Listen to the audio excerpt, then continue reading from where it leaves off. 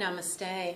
So this will be the first video. There was an introduction to the chakras overall, and I outlined 3 things that I think are very important to getting your best benefit from working with the chakras. And today, this will be the first one dealing with the root chakra. Okay?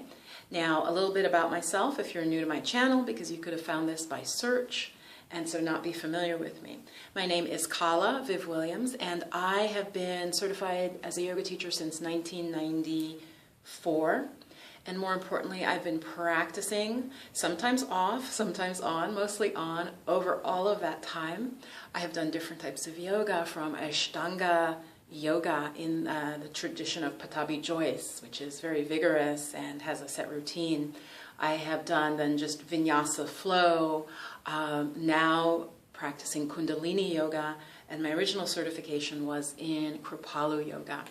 So I've also been studying mindfulness meditation since also the early 90s. And I have sat up to 6-week-long, which I'm very proud of because it's very hard, 6-week-long meditation retreats with Burmese monks, and they are known to be the strictest. And this tradition is believed to be the oldest tradition, going back to the time of the Buddha. So it's very, very strict because it's very like monastic. Okay, so anyway, that is my background. And now here I am, a YouTuber, and I love being on YouTube. And this really is the work I do. This connects to the work that I do. So I wanted to talk about the chakras and got a positive response. And so I'm going to do this. This is for beginners.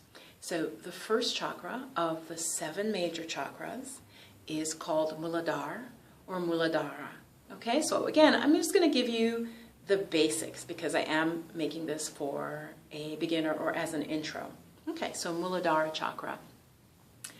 It is located at the base of the spine. Okay, in the area at the very tip of the spine. Some say it is in the perineum, which is between genitals and anus. So basically kind of what you're sitting on.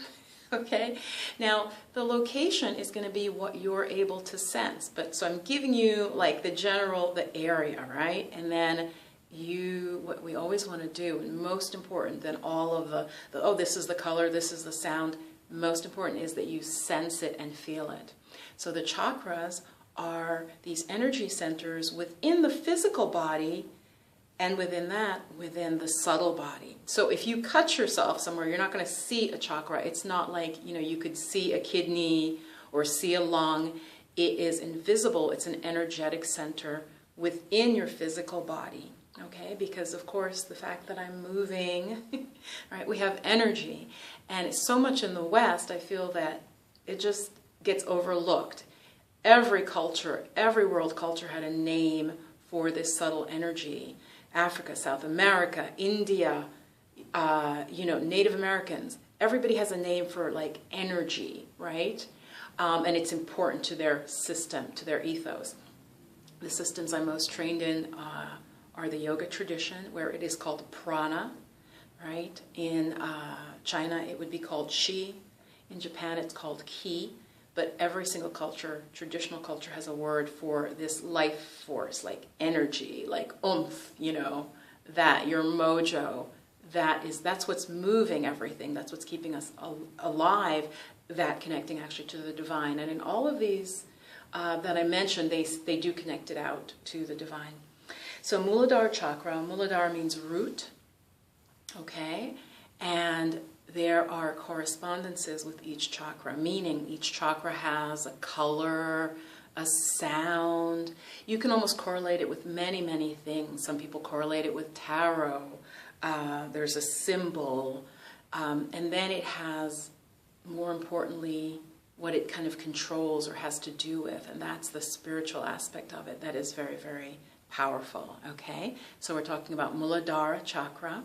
The color commonly associated with it is red, okay, and it is the root chakra. So Mooladhara, the root chakra, the color associated with it is red. It has to do with the power of being, the right to be here, okay, the right to be here the right to have and to be. So it is the root, it's the base. It's like a tree without roots would die.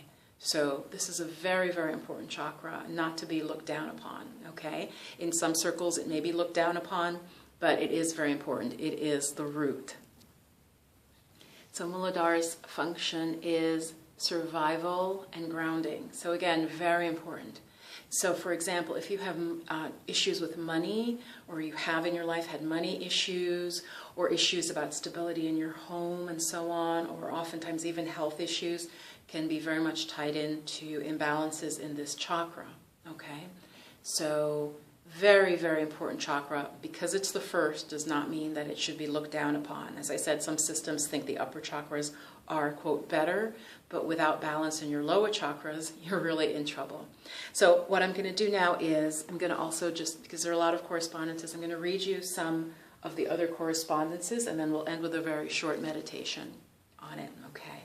So the glands that the root chakra governs are the adrenals, okay? And you can see, again, if your adrenals, I'm sure you've heard of like adrenal depletion or adrenal exhaustion. If you have that, you're pretty much sunk. You're not going to be able to do anything, in the world, okay?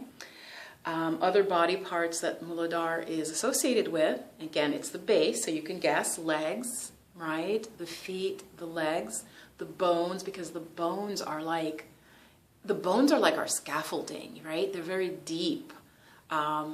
They're giving us their support. So Mooladhara has to do with legs, feet, the bones, the large intestines, and the teeth.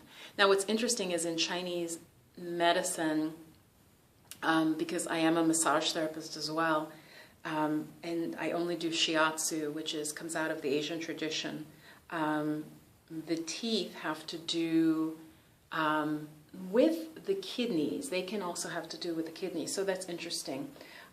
Interesting there.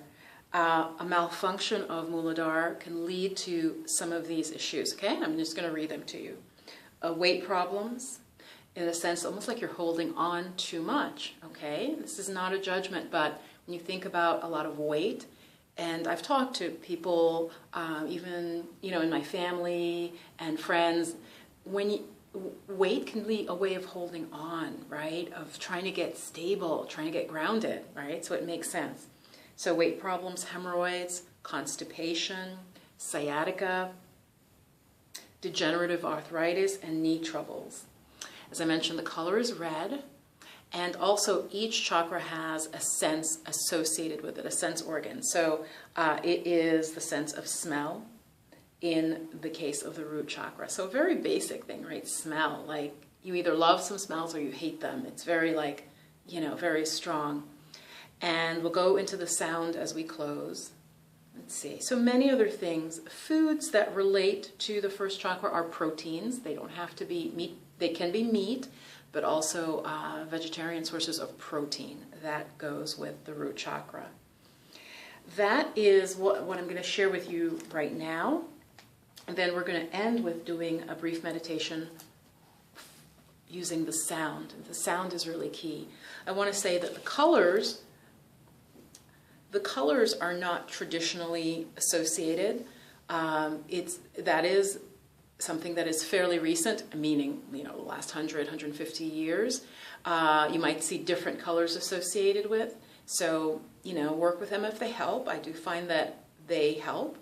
But the sound is really important. So I'm going to give you the sound for the root chakra is lum. It's L-A-M, but it's not pronounced lamb.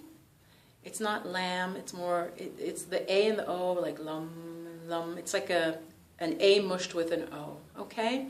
I also really believe that intention is the key. So your intention, if you slightly mispronounce the sound in any way, that's actually okay. It's the intention.